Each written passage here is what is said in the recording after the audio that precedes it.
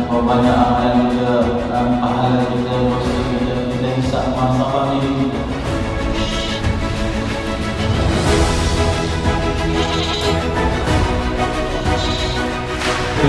Bila lembu minum, jadi peserta korban yang ada di sini boleh kita sudah mari dan tuan-tuan telah menyerahkan pada pihak pengurusan untuk melakukan niat.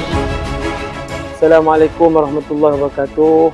Alhamdulillah, syukur kepada Allah Subhanahu Wa Taala di atas limpah kurniaannya.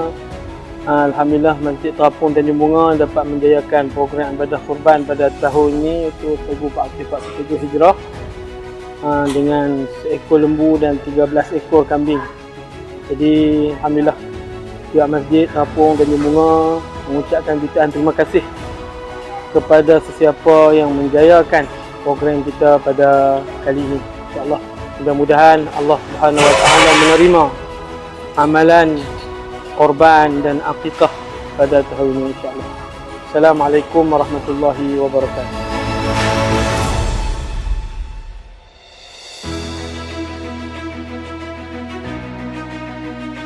Kambing kedua iaitu Nur Zuhaira Rosilina binti Ali Akbar korban.